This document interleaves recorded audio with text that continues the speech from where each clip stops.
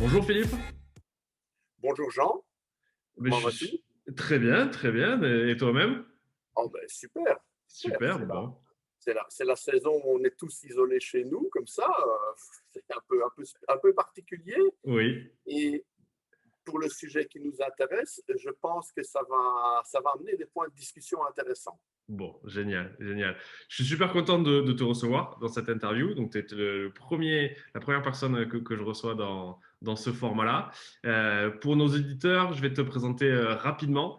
Donc, tu as publié en juin de cette année, je ne me trompe pas, Oui, un livre appelé Trouver un sponsor mode d'emploi. tout à fait. Ce livre, donc je l'ai lu, hop, il est là même, je l'ai sous le coude, il est là. Moi aussi. Il est là aussi, super. Je te l'enverrai pour que tu me le dédicaces, hein. Ça va, sans souci. Et ce livre, en fait, c'est vraiment une réelle bible en fait pour toutes les personnes qui font de la recherche de sponsors.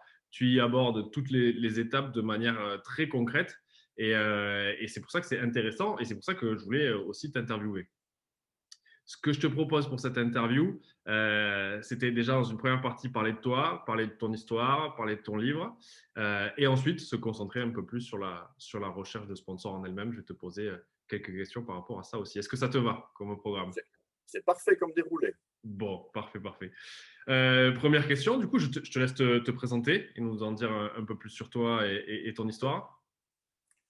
Ben, voilà, en fait, il y a oui, un peu plus de 30 ans maintenant que j'ai été confronté pour la première fois à de la recherche de sponsors quand j'ai voulu participer à mes premières compétitions automobiles. Oui, parce que tu es pilote automobile à Ben, la base. pilote, c'est un bien grand mot. Oui, oui, je laisse ça pour les champions du monde. Moi, je me contente de faire occasionnellement une course de temps en temps. Et encore, vu mon âge plus avancé que le tien, il y a quelques années que j'ai raccroché mon casque et que je ne roule plus. Mais D'accord. c'est vrai qu'il y a une bonne trentaine d'années d'ici, j'avais pour ambition de devenir champion du monde de sport automobile, ce qui ne s'est jamais fait parce que bon, ben, j'y ai pas mis les moyens ni les ambitions, parce que j'avais d'autres ambitions professionnelles et que quelque part, quand on veut devenir un sportif de très haut niveau, soit on y concentre toute son énergie et on ne fait plus que ça, et on accepte d'être entre guillemets pauvre, d'avoir difficile de finir chaque fin de mois parce qu'on ne gagne pas sa vie et ça demande énormément de travail, ou alors on fait le choix de prendre un métier, de travailler et puis de se dire, ben oui, le sport, ça restera un hobby. Et moi, c'est le choix que j'avais fait. J'ai préféré que ce soit un hobby, que je puisse traîner ça toute ma vie durant, et pendant laquelle je me suis plutôt bien amusé D'accord. pendant pendant bien 25 ans. Ok. Et donc, pour revenir au sujet qui nous concerne, la recherche de sponsors, ben, il y a une trentaine d'années, j'étais jeune et con, comme beaucoup de chercheurs de sponsors quand ils débutent. C'est-à-dire que j'ai commis les erreurs les plus élémentaires. Je suis allé frapper à la porte. Bonjour, monsieur le sponsor. Est-ce que vous avez 2000 balles pour moi? Parce que je voudrais bien aller m'amuser dimanche après-midi. Euh, Et je me suis fait jeter dehors, évidemment. Et à un moment donné, j'ai commencé. Ben, m'a fallu plusieurs années pour découvrir toutes les ficelles.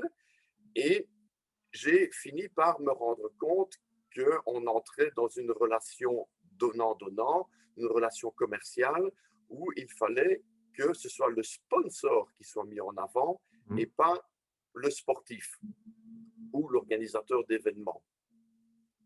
Et c'est comme ça que j'ai commencé à lire des bouquins, et je me suis rendu compte qu'il y avait quand même beaucoup de bouquins sur le marché, mais très peu de bouquins accessibles à tout le monde, facilement compréhensibles. Et en 1983, il y a Pierre Sanoun et Nathalie Doury qui avaient écrit un bouquin qui s'appelait Comment chercher un sponsor mode d'emploi. Oui. C'était un livre qui était super bien fait, qui était hyper didactique et que j'ai toujours, et que pendant de très nombreuses années, je suis plein de fois retourné dedans. Et quand on venait me consulter, je perds ma voix, pardon, je n'ai pas le Covid, je te rassure tout de suite. Ça marche. Donc, quand on venait me consulter, je conseillais de relire ce livre. Sauf D'accord. qu'il était épuisé, donc ça devenait difficile. Et en 2020, ou même en 2010, on n'envoie plus un téléx à une entreprise pour envoyer son dossier. Oui. Donc, il y avait pas mal de choses qui étaient devenues largement obsolètes dans le livre. Donc, j'ai contacté l'auteur original pour voir s'il voulait faire une mise à jour et m'a dit que ça ne l'intéressait pas, mais que si je voulais le faire, il trouverait ça vraiment chouette et il me supporterait dans la réalisation. Super. Et donc, c'est comme ça que j'en suis arrivé à écrire ce livre qui, oui, il y a à peu près la moitié du livre, c'est ce qui était déjà écrit dans la première édition, D'accord. parce que les grands principes sont restés les mêmes. Oui.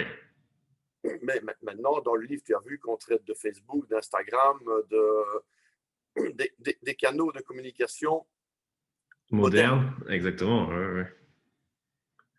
Et donc, c'est comme ça que, voilà, que j'ai débuté. J'ai fait un peu de sport automobile. Et puis, de fil en aiguille, j'ai rencontré du monde. Et puis, j'ai été contacté pour monter des opérations avec d'autres amis et connaissances. Ouais. Et c'est là qu'on s'est rendu compte que pour monter une belle opération médiatisée, il y avait tout un chemin à parcourir et un timing. D'accord. Et si on ne respecte pas ces règles, on va dans le mur. Ces étapes principales qu'il faut suivre absolument. Sans quoi, si on grille des étapes, on va se jeter un peu dans la gueule du loup et on n'aura jamais de résultat. Ouais. Ça, je suis tout à fait d'accord. Exactement. J'ai eu, par exemple, dans ma fin de carrière, enfin, si on peut appeler ça une carrière automobile, j'avais ma voiture de course dans le garage et de temps en temps, je me disais, ah ben tiens, dans un mois et demi, il y a telle course, j'irais bien rouler, il me semble que j'aurais du temps à ce moment-là. Et j'avais plein de copains, ils me disent, mais Philippe, mais tu vas chercher des sponsors? Et je dis, non, pour dans un mois et demi, c'est pas la peine, je vais ouvrir mon portefeuille, je vais aller rouler. D'accord. Parce qu'on ne trouve pas des sponsors en un mois et demi. Exactement. Tout à fait. Ou Tout à alors, on fait. passe pour un clown devant les sponsors. Tout à fait, tout à fait. Si, d'ailleurs, voilà, si tu devais aller donner les étapes principales, peut-être préparatoires à la recherche de sponsors, ça serait lesquelles? Question un peu difficile peut-être là de but en blanc. De but en blanc, non, parce qu'en fait, les étapes, elles sont très simples. Il faut déjà réfléchir à son projet. Oui, Qu'est-ce qu'on veut faire? Qu'est-ce que tu veux faire pour que ton projet soit un succès? Alors, ça peut être de la course à pied, ça peut être organiser un festival de cinéma, ça peut être organiser un concert, peu importe, ça peut être monter une pièce de théâtre. Il faut que tu l'imagines dans ton esprit. Comment est-ce que ça va être idéalement? Et à ce moment-là, tu peux te créer un canevas de comment tu vas réaliser ton événement. Et là, tu vas pouvoir commencer à y mettre un budget. oui, Dire, ben voilà, pour monter ma pièce de théâtre, ben, j'ai besoin de la location du théâtre, c'est X euros. J'ai besoin d'en faire de la promotion, ça va coûter un certain montant. J'ai besoin de payer des comédiens, ou je prends des comédiens bénévoles, c'est un choix, mais il faut le budgéter, et ainsi de suite. Et donc, comme ça, on a une idée du montant.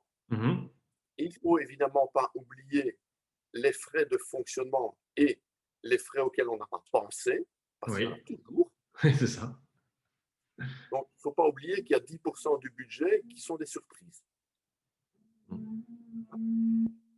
Et une fois que l'on a ça, il faut commencer à monter un dossier pour pouvoir aller expliquer à tout le monde ce qu'on fait. Oui, Parce que toi, Jean, si je viens commencer à te parler de sport automobile alors que tu es un spécialiste de la course à pied, je ne sais pas, j'invente, hein, mais tu ne vas rien comprendre à mes données techniques. c'est vrai. Et ça ne va pas t'intéresser. Oui, Donc, si je ne viens pas avec un dossier bien construit, avec tes intérêts à toi en tant que sponsor, je n'ai aucune chance d'aboutir. de me convaincre. Donc Ouais. ça, c'est l'étape suivante, c'est de faire un dossier.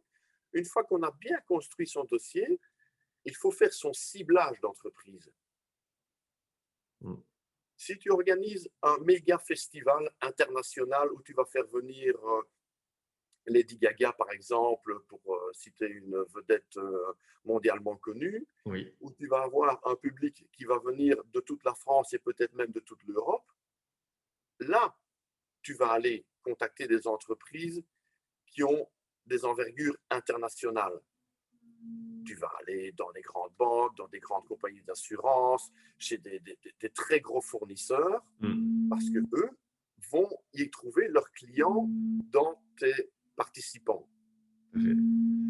Par contre, si tu fais le championnat de course à pied autour de l'église de ton village, c'est sûr que si tu vas frapper la porte de chez Danone, ils ne vont même pas t'ouvrir.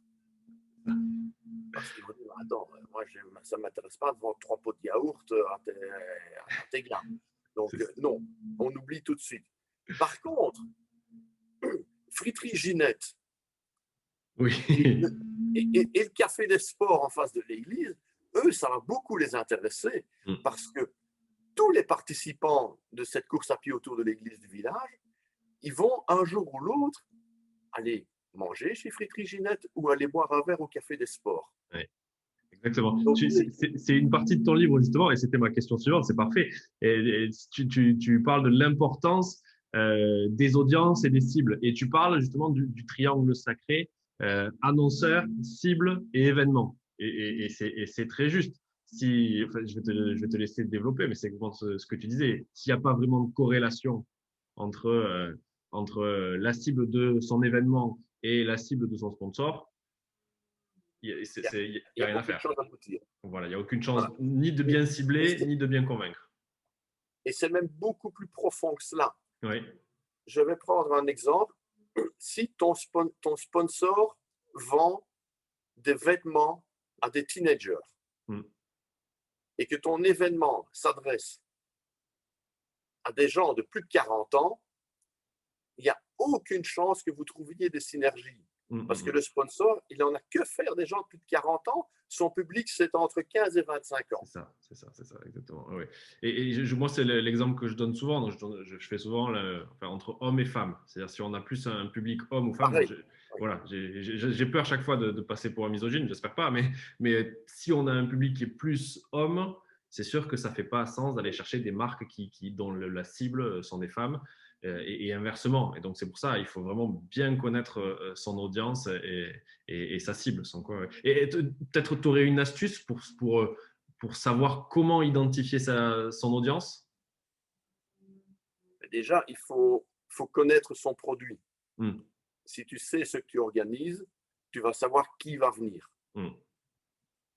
Je vais prendre un exemple. On a monté une opération en sport automobile où on a fait rouler des jeunes filles. Oui. Du coup, on a intéressé la presse féminine. Oui. Dans un sport qui est réputé principalement masculin. Le sport automobile, c'est quand même pas un sport de nana. Faut pas se voiler la face. Donc, dans un sport qui était réputé principalement masculin, on a réussi à obtenir des retombées dans la presse féminine. Ça a eu comme impact que ça a intéressé des sponsors qui ciblaient les femmes. Parce que dans un garage, quand vous vendez une voiture, qui est-ce qui choisit la couleur de la voiture? C'est madame. Qui est-ce qui choisit réellement la voiture? C'est madame. Monsieur, il choisit le moteur et la taille des jantes.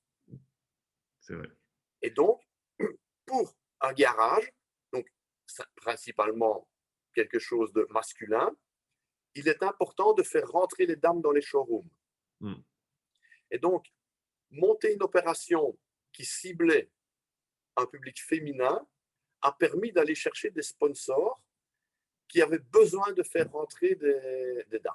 Des dames dans les showrooms, c'est une très bonne stratégie. Super, super. Il y a un deuxième passage de ton livre qui précise « Ne partez pas seul ». Et j'ai voulu le prendre en compte parce que justement, moi j'ai eu le cas récemment, mais très souvent, voilà, la recherche de sponsors, les gens se reposent sur une seule personne qui gère tout, qui est plutôt le commercial, etc. Ou même un responsable partenariat qui est salarié de la structure. Et malheureusement, voilà, si la personne elle s'arrête ou c'est toute la structure qui est en difficulté ou même quand on est seul, c'est quand même un peu difficile. Donc, je trouve ça très juste. Comment du coup, toi, tu l'organises ta recherche en équipe? Alors, je vais d'abord t'expliquer pourquoi il ne faut pas partir seul. Oui. Parce que nous sommes des êtres humains avec des montées en puissance et des moments où on se retrouve au fond du trou et on n'a plus rien envie de faire. Et au moment où on n'a plus rien envie de faire, c'est à ce moment-là qu'on a vraiment besoin de l'équipe pour nous remettre en selle et ne pas abandonner le projet. Parce que se faire claquer la porte au nez, ça a un impact inévitable sur notre façon de réagir.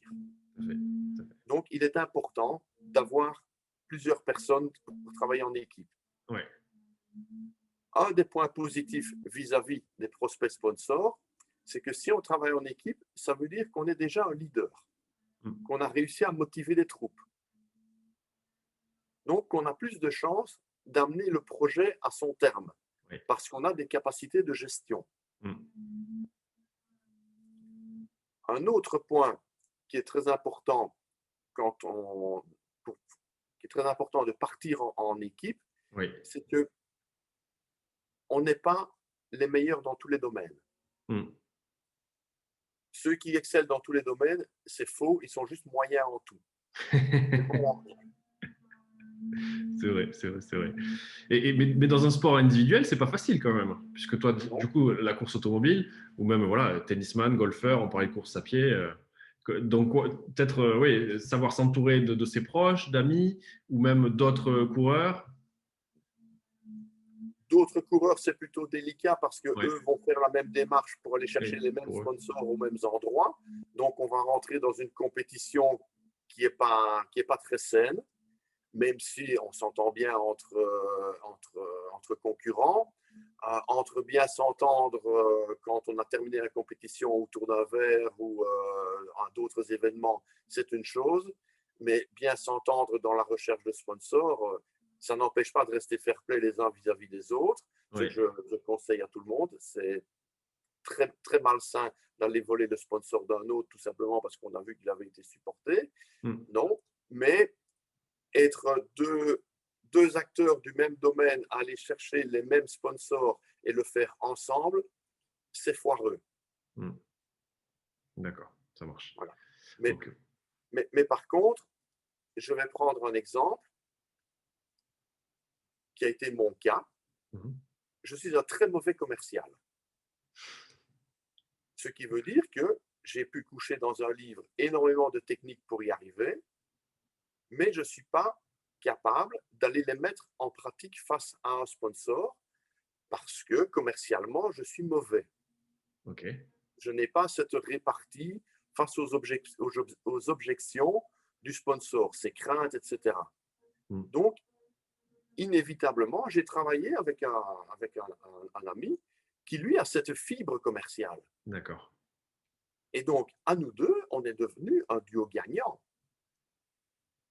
Puisque je pouvais apporter les techniques pour bien cibler le sponsor et bien monter le dossier, et lui allait au front devant le sponsor et pouvait répondre aux objections, aller sentir les craintes du sponsor et pouvoir ramener du feedback et corriger si besoin était.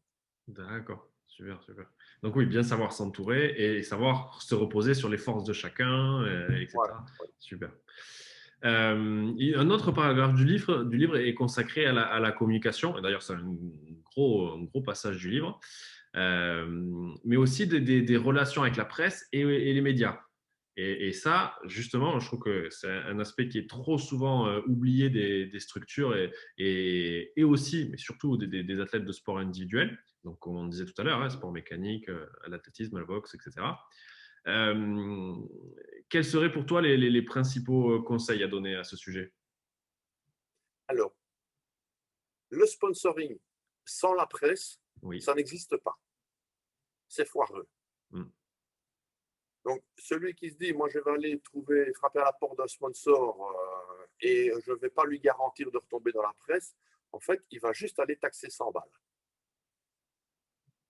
Mais pour ça, il y a les banques qui font des prêts à des taux préférentiels.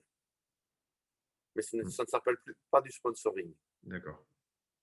Un sponsor, ce qui l'intéresse, c'est si je te donne de l'argent pour aller t'amuser dimanche, combien de produits est-ce que je vais vendre à moyen ou long terme? Est-ce que le jeu en vaut la chandelle? Est-ce que je vais faire un bénéfice supérieur à mon investissement? C'est la seule préoccupation du sponsor. Oui, tout à fait. Bien sûr, il y a des cas particuliers. Vous allez frapper à la porte du sponsor, du sponsor et le patron de la boîte, il est passionné par la même activité que vous. Oui, ça permet d'ouvrir plus facilement la porte. Tout à fait. Mais après, si le dossier est vide, la porte se referme tout aussi vite. Ouais. Tout passionné que vous êtes. Les gens se reposent trop d'ailleurs sur ça, sur dire ah, j'ai de la chance, je suis tombé sur un chef d'entreprise qui est passionné de golf ou de sport automobile et ils pensent que c'est du tout cuit. Alors voilà, exactement, je suis tout à fait d'accord avec toi. C'est loin d'être du tout cuit parce que avant d'être un passionné de l'activité que l'on crée, c'est surtout un chef d'entreprise qui doit générer du chiffre d'affaires et payer ses salariés. Et se nourrir par la même occasion. Oui. Donc, il a d'autres priorités que cette activité sportive qu'on va lui proposer. Par contre, si on arrive à lui démontrer qu'en sponsorisant cette activité, il va avoir des retombées dans tel et tel type de médias qui vont pouvoir lui générer une publicité entre guillemets gratuite ou à moindre coût que s'il avait dû acheter ses pages publicitaires dans les journaux ou dans les magazines ou ses écrans publicitaires en télévision, à ce moment-là, il va commencer à faire un calcul, additionner ses dollars et se dire, ah ben tiens, si j'achète 30 secondes de publicité sur la chaîne de télévision locale pendant 3 émissions, ça va me coûter 5 fois plus cher que si je sponsorise ce gars-là, dont on va parler autant de temps. Tout à fait, tout à fait. D'ailleurs, en préparant l'interview, tu m'as parlé d'une histoire avec un JT national. Et du coup, je serais ravi d'entendre parler de cette histoire. Juste, j'ai mon voisin qui fait des travaux. J'espère que vous l'entendez pas. Je l'entends pas. Bon, parfait. Je l'entends parfait, pas. parfait. Du coup, retour à cette histoire de JT, ça m'intéresse beaucoup. Ouais.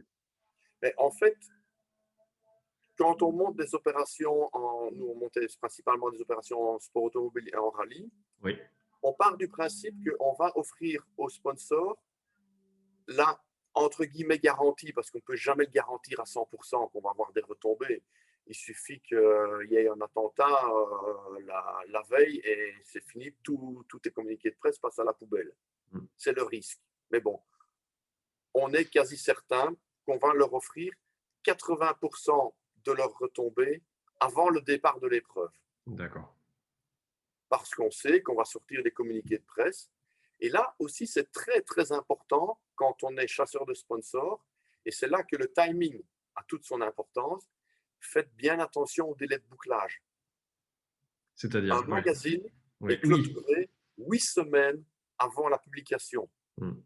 Pour certains magazines, c'est sûr qu'il y a des magazines qui sont dans l'actualité quasi instantanée. Eux, ils bouclent 10 jours avant.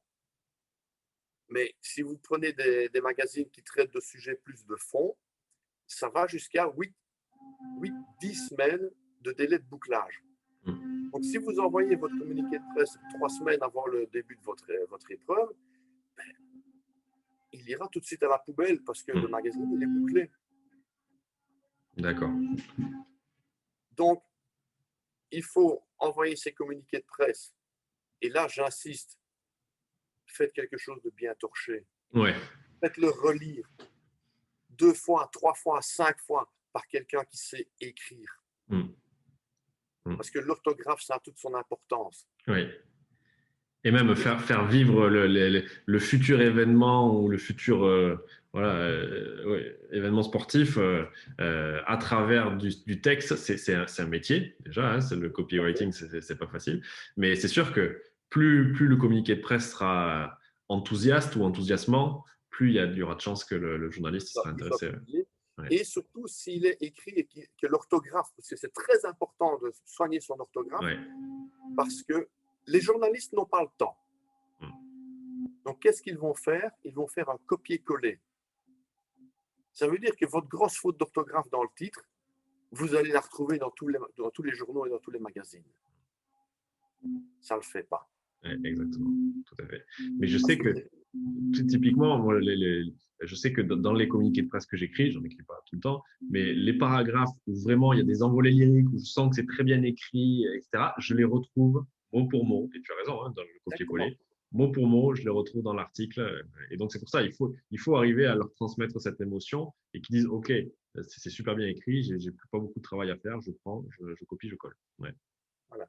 Oui, parce que c'est du pain béni pour le journaliste. Mm, mm. S'il ne doit pas passer 2 heures à réécrire l'article, ben, il n'a plus envie de parler de vous que de parler de l'autre qui a envoyé un torchon qui est à peine lisible et où il faut déjà essayer de comprendre C'est et ça. puis de tout réécrire.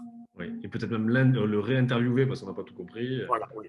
Alors, quand on voit à quel salaire sont payés les pigistes dans les petits journaux, Mm.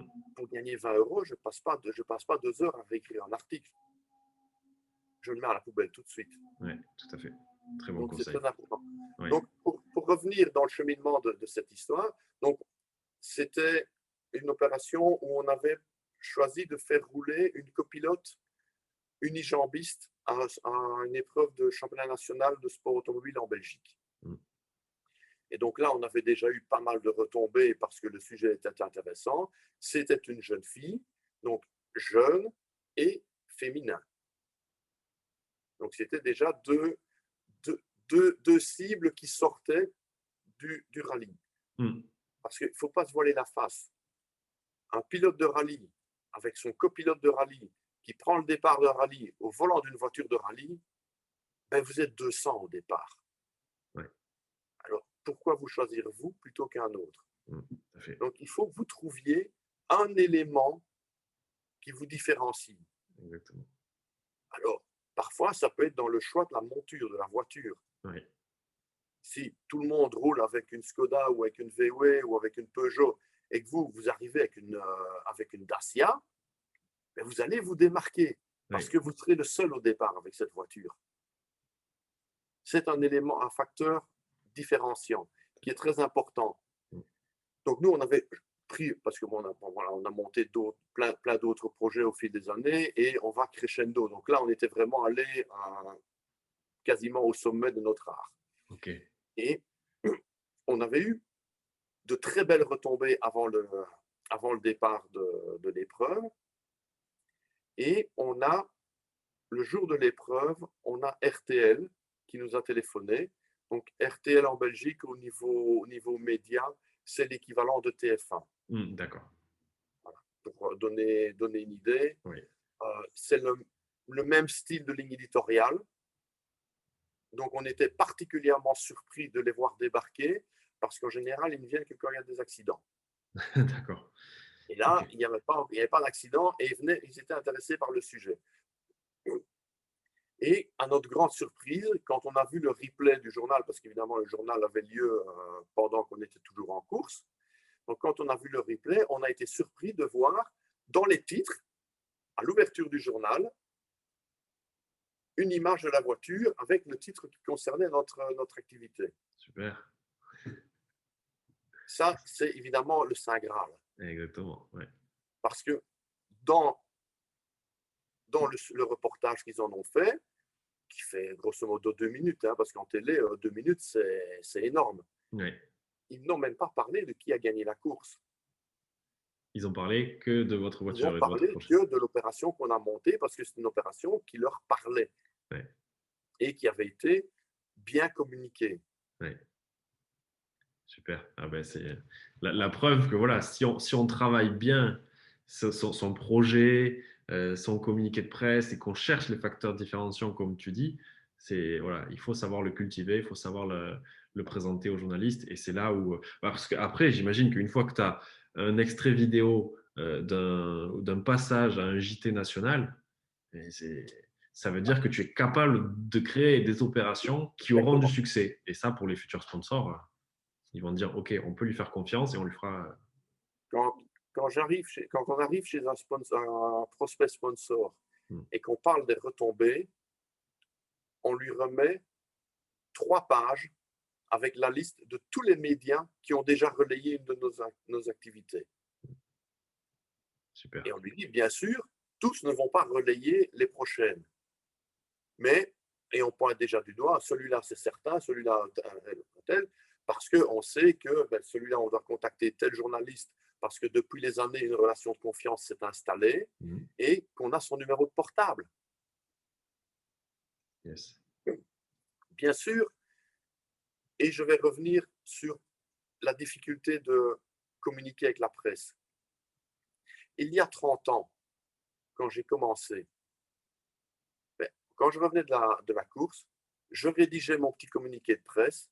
J'avais été chez le photographe de l'épreuve prendre 15 fois la même photo de la voiture en action, une photo un peu sympa, que je mettais dans une enveloppe. Et puis, je prenais ma bagnole le dimanche soir en revenant de l'épreuve et j'allais faire le tour des différents journaux et magazines du coin où j'allais poster mon communiqué. Super. Alors, évidemment, à l'époque, on n'avait pas les moyens de communication d'aujourd'hui. Donc, j'avais sur une feuille une liste avec des adresses et ma carte dans la voiture ou le plan de la ville parce qu'il n'y avait pas de GPS.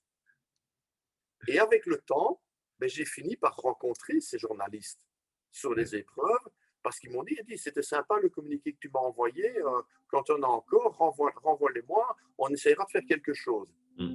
Et de fil en aiguille, on a fini par avoir un carnet d'adresses intéressant, et puis est arrivé l'Internet. Alors là, c'est l'autoroute immense ouverte devant nous. Il est tellement facile aujourd'hui de trouver le contact d'un journaliste que c'est une erreur de débutant de ne pas lui envoyer un communiqué de presse. De ne pas le faire, oui, tout à fait. Tout à fait, tout à fait. C'est extrêmement intéressant. C'est super. Et puis surtout, c'est concret. On se rend compte qu'il y a un vrai besoin de cultiver. Et je trouve, d'ailleurs, c'était ça. Je voulais rebondir sur ton point. Avec l'avènement des réseaux sociaux, et vraiment, il y a tellement de contenus qui sont publiés, tout ça, il y a encore plus besoin de se différencier, je trouve. D'avoir vraiment. Ouais. Excuse-moi de t'interrompre. Les réseaux sociaux, c'est un piège. Oui. Faites attention. Vous postez votre résumé de votre épreuve ou de votre événement sur votre profil Facebook. Et puis après, vous dites, mais j'ai communiqué, je l'ai mis sur Facebook. Non, vous ne l'avez pas mis sur Facebook. Vous l'avez mis sur votre mur Facebook. Mais qui vient voir votre mur Facebook? Quelques-uns de vos copains, c'est tout. Oui, c'est ça. C'est ça le piège. Ouais, exactement. Moi, ce que je dis toujours, c'est qu'il faut créer du contenu, donc publier, et ensuite en faire la promotion. Exactement. C'est que 30% du travail, juste publier ou même repartager un article, c'est que 30% du travail. Et pour revenir à une des toutes premières questions, oui. Quand on fait le budget, il faut calculer un budget communication. Combien est-ce que ça va me coûter de faire 3 communiqués de presse? Celui avant l'épreuve, celui pendant l'épreuve et celui après. Parce qu'il y a celui après. Même si on a décidé qu'on allait essayer d'avoir 80% de ses retombées avant l'épreuve, c'est que tout ce qui vient après, c'est la cerise sur le gâteau. Oui. C'est le plus. Mais c'est toujours important d'aller le chercher. Tout à fait. Tout à fait, tout à fait. Ça me fait une petite transition avec. Tout à l'heure, on parlait d'entreprise et de comment on peut réussir à convaincre les entreprises. Et justement, en préparant l'interview, tu m'as dit que la recherche de sponsors était accessible à tous. Et il n'y avait pas besoin d'être multiple champion du monde ou champion de France ou de Belgique pour intéresser les entreprises. Et tu me disais, voilà, les entreprises sont prêtes, c'est dans le livre ça, les entreprises sont prêtes à se laisser convaincre. Et je trouve que c'est un super message à transmettre. Et du coup, voilà, qu'est-ce qui te fait dire ça et pourquoi tu dis ça? Je suis un vulgaire inconnu dans le monde du sport automobile. Oui, après 30 ans, il y a quelques personnes qui savent qui je suis, mais ça ne va pas au-delà. Tu peux t'adresser à n'importe quel pilote ou n'importe qui est impliqué dans le sport automobile en France. Tu vas lui demander qui est Philippe Henin, il va dire c'est qui celui-là. Je ne connais pas. faut rester humble. J'ai roulé à des niveaux, ce qu'on appelle en France le rallye régional. Chez nous, ça s'appelle le provincial. D'accord. Voilà, je n'ai pas été au-delà. Bien sûr, on a monté des opérations en championnat de Belgique national, mais on n'en parle pas dans les télévisions internationales. Donc, personne ne connaît nos activités. Mm. Donc, ça veut dire que les entreprises sont prêtes à se laisser convaincre par n'importe qui. Il ne faut pas prendre le côté péjoratif. Oui. Par quelqu'un qui n'est pas mondialement connu, mais qui a un dossier qui tient la route, avec des promesses et des garanties de retombées. C'est là que je veux dire que les entreprises sont prêtes à se laisser convaincre. D'accord. Si on arrive avec un dossier qui va leur démontrer par A plus B qu'en sponsorisant pour 1000, 10 000, 100 000 euros ou plus, même si vous avez un méga événement, votre événement, ça va leur coûter moins cher que s'ils prenaient autant de publicité dans des journaux et des magazines et des spots télévisés. Ben, ils vont vite faire le calcul et ils vont choisir de sponsoriser votre événement, ou au moins ils vont étudier la possibilité. Parce que, je le cite aussi dans le livre, il y a, je vais dire, 99% des chercheurs de sponsors qui n'imaginent pas que quand vous allez demander 1 euro de sponsor, ça coûte au sponsor de 2 fois et demi, 3 fois ce budget.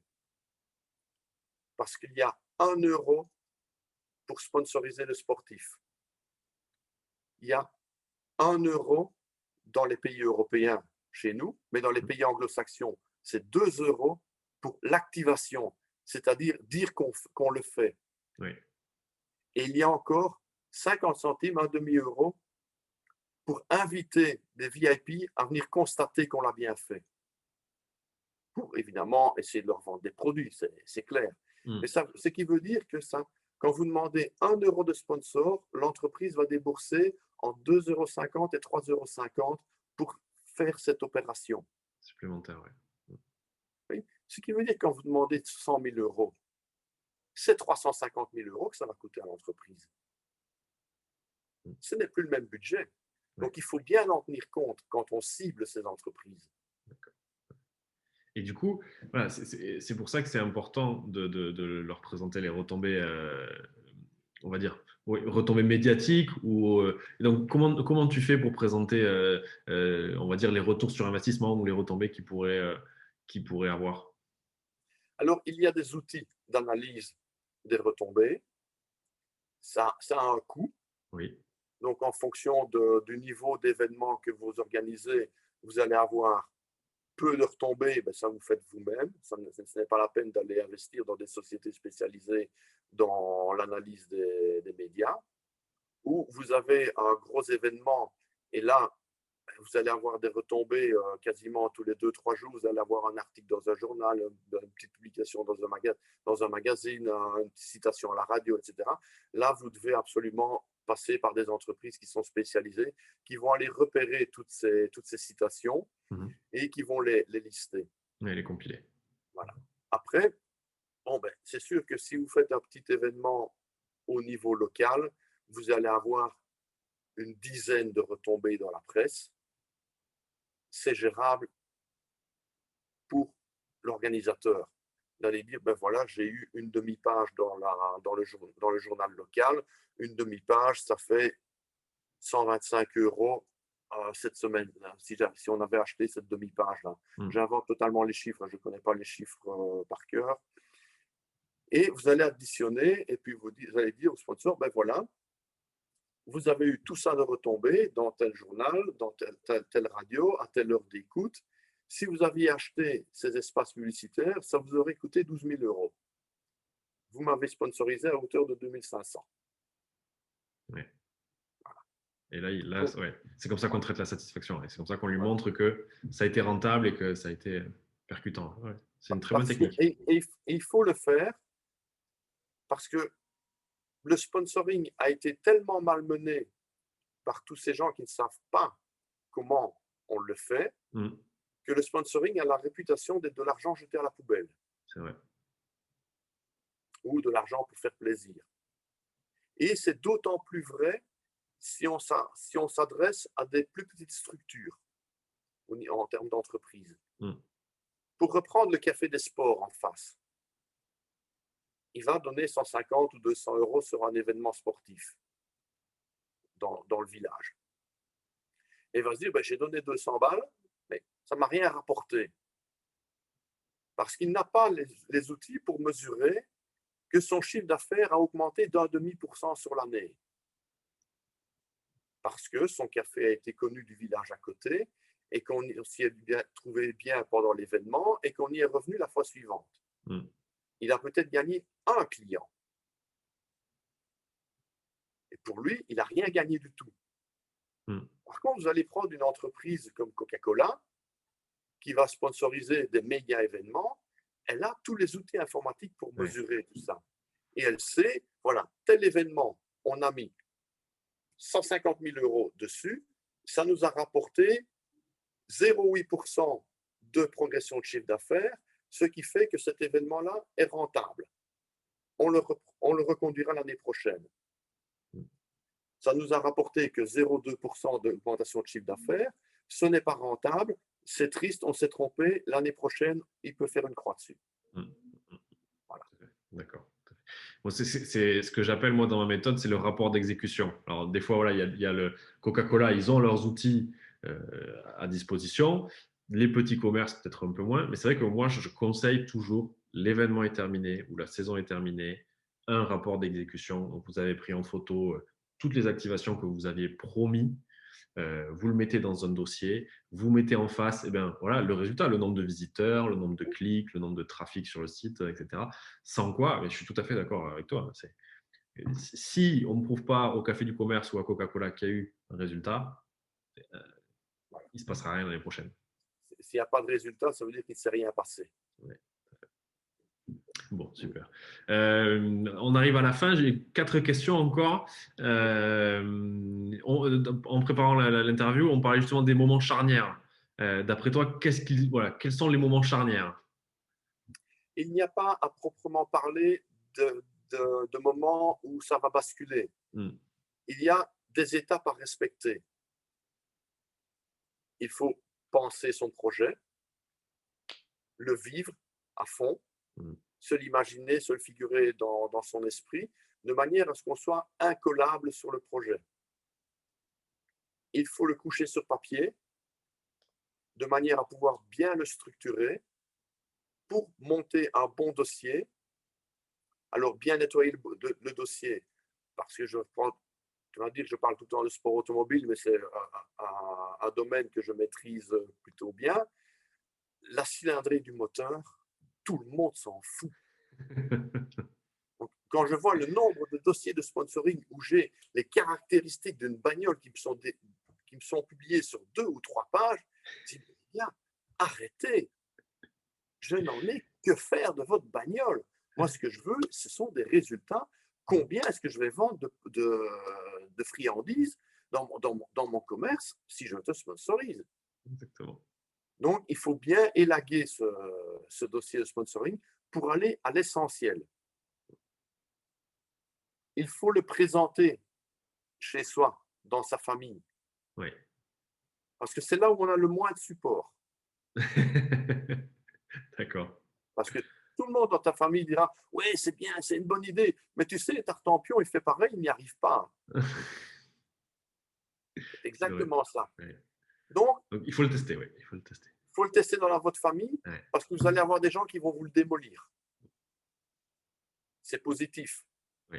Parce que vous allez pouvoir y déceler certains points faibles. Alors, c'est sûr que si c'est votre maman qui critique votre dossier, il sera tout beau, il sera magnifique.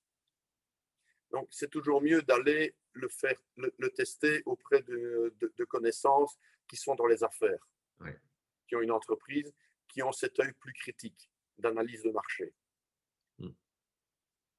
Puis alors, il faut en parler avec la presse pour voir si c'est relayable. D'accord, ouais. Très bon conseil. Parce qu'il y a des projets qui n'intéressent absolument personne. Là, ça devient plus compliqué. Oui. Mais généralement, si on trouve un bon angle d'attaque, n'importe quel sujet peut passer dans la presse. Ouais. Mais il faut chercher l'angle d'attaque. Il faut aller attiser la curiosité du journaliste. Donc, très important, bien cadrer son projet dans son esprit, bien faire son dossier. Et alors là, un point très important, le ciblage des entreprises. Ce n'est pas la peine de perdre son temps à aller frapper aux mauvaises portes.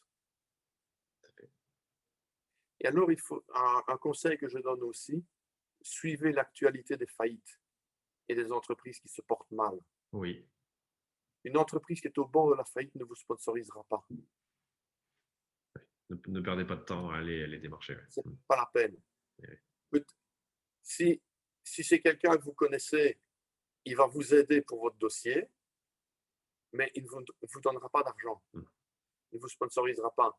Ouais. Parce qu'il a des soucis bien plus importants à gérer que d'essayer de faire une campagne de sponsoring qui hypothétiquement va peut-être lui rapporter quelque chose à moyen terme. Il a besoin du court terme. Ouais. Donc lui, il va faire une campagne à la télévision où il va payer tout de suite dans le journal. Ouais. Donc ça, c'est très important de suivre cette actualité. Ouais. Une fois que vous avez bien ciblé vos entreprises, on arrive dans la démarche commerciale. Et là, votre projet, c'est un produit comme un autre. Un concessionnaire automobile vend des voitures, un magasin de chaussures vend des chaussures, vous vendez un produit de sponsoring. Mais vous vendez un produit. Tout à fait. N'allez jamais faire la quête. Et voilà, exactement. On ne va pas supplier quelqu'un de nous donner un peu des sous. Non, on arrive, on est un chef d'entreprise, on parle à un chef d'entreprise et on propose un produit qui a une valeur ajoutée. C'est ça, qui a des Maintenant, bénéfices. En fonction de la personne qu'on a en face de soi, la valeur ajoutée est plus ou moins importante. Mais ça, c'est pareil avec tous les produits, que ce soit des chaussures, des vêtements, des voitures, des raquettes de tennis. C'est un produit. Mais ne vous placez jamais en demandeur. Vous offrez quelque chose. Tout à fait. Et alors, le dernier point, non des moindres, ce sont les relations avec les médias. Ça, il faut les soigner aux petits oignons. C'est votre garantie de succès. Ça marche. Bon, ça, c'est des super conseils. Ouais. C'est top. C'est ultra concret, parfait. Vraiment, je suis content. Oui, vas-y. Revenir sur un point, parce que je sens déjà la question chez les personnes qui vont regarder la vidéo. Oui. Mais moi, c'est la première fois, je n'ai pas d'historique. Donc, je ne peux pas arriver avec des retombées dans la presse d'événements que je n'ai jamais réalisés, puisque c'est mon premier événement. C'est vrai. Oui. Tout le monde, à un moment donné, où il débute. Et donc là, maintenant, vous allez bien écouter. Allez chercher l'information. Trouver un journaliste sur Internet, c'est facile. Vous faites un peu des recherches en fonction des journaux et des magazines cibles de votre événement. Oui.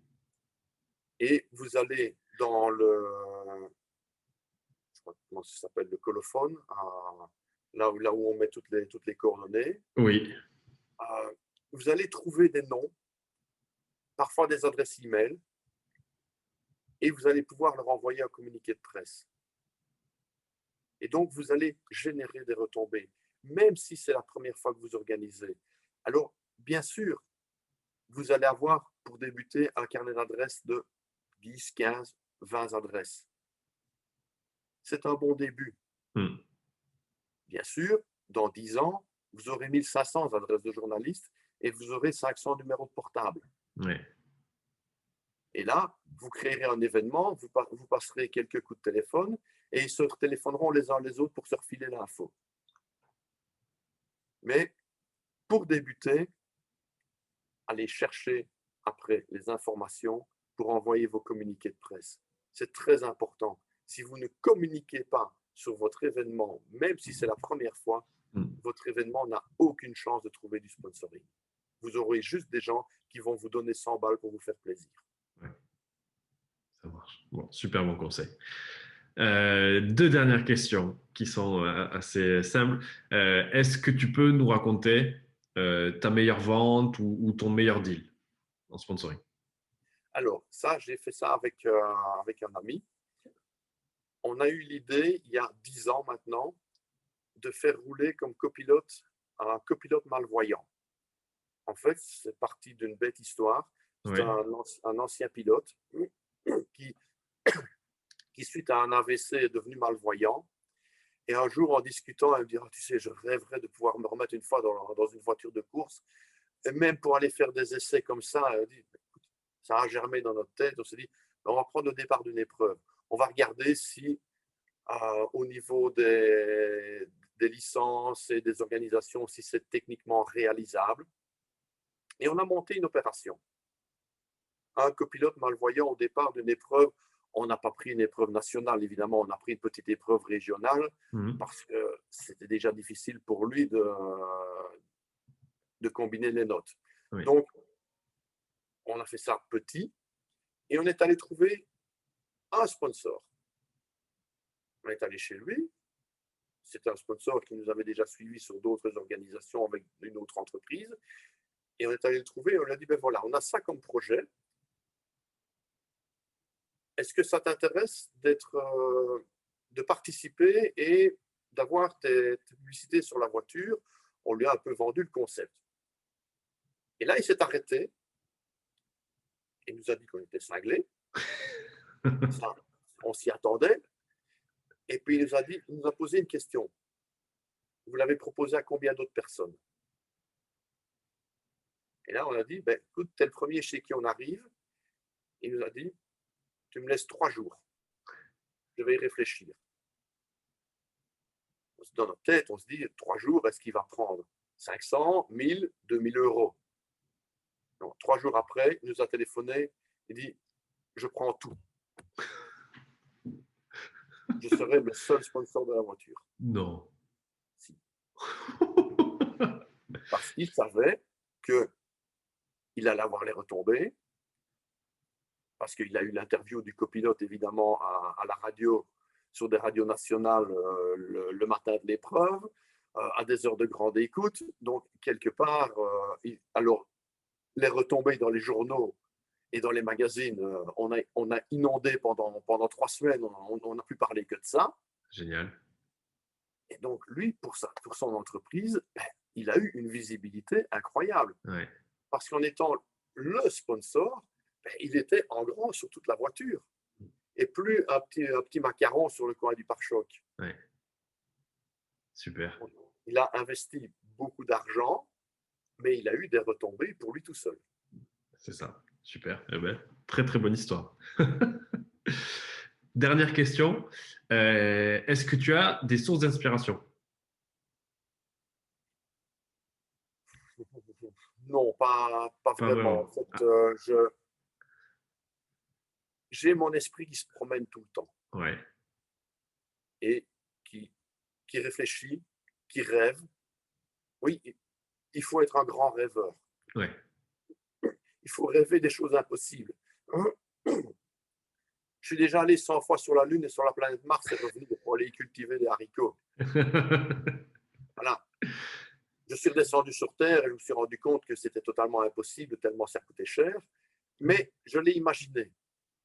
Quand on est capable d'imaginer ce genre d'ineptie, Oui. on est capable d'imaginer plein de choses qui, en se disant, ben oui, en déviant un petit peu, c'est réalisable. Et on arrive à créer de belles choses. Et il ne faut pas avoir peur de se faire traiter de fou. Parce que ce sont les idées les plus folles dont on parle le plus. C'est vrai. C'est vrai. Mais j'ai presque envie de dire, est-ce que ça te va comme mot de la fin? Tout à fait. Ouais. Bon, super. Ouais, Super, super. En tout cas, je te remercie, Ouais. Jean. Avec grand plaisir. C'était vraiment hyper agréable. Merci à toi. Du coup, je rappelle, Philippe Hénin, trouver un sponsor, mode d'emploi. Philippe, tu vas le recevoir pour me le signer. C'était super intéressant. On a vraiment balayé beaucoup de choses et c'était top. Je suis super content de t'avoir reçu Et alors, dans cette première édition. s'il Oui, y en a, s'il y en a qui veulent se procurer le livre, là en dessous, oui, il y a une petite puce NFC oui, qui permet de retrouver deux de mes interviews que j'ai déjà réalisées. Donc, vous posez votre smartphone sur la puce NFC, sur la oui, balise NFC, parce qu'en Belgique, on appelle ça une balise. d'accord. En France, on dit une puce. Mais bon, c'est juste de l'artifice de langage. On Ouais, pose son smartphone contre et vous allez automatiquement tomber sur une page. Vous allez retrouver deux interviews en vidéo et quelques explications en texte. génial, génial, génial. Eh ben, ouais, je vais essayer ça de suite. Je mettrai le lien de ton livre en commentaire, si ça te va. Le lien Oui, Amazon, ça te va? oui, sans problème. Allez, parfait, parfait. Bon, eh bien, écoute, encore merci. Moi, je te dis à très bientôt. Et puis voilà, Mais bonne côte ça a été un grand plaisir, vraiment. également. Merci. Également, Et, euh, et je te souhaite vraiment plein succès dans toutes ces vidéos que tu fais sur YouTube, parce que c'est ce genre de vidéo qui permettra à tout un chacun d'être meilleur dans la recherche de sponsoring et d'un petit peu balayer tous ces chercheurs de sponsors qui vont juste chercher un peu d'argent sans rien offrir en retour. tout à fait. Ben, écoute, c'est très gentil. Encore merci. Et puis, Merci, Jean. à très bientôt, Philippe. Bonne À très continuation. bientôt. Porte-toi bien. Bye bye. Ciao.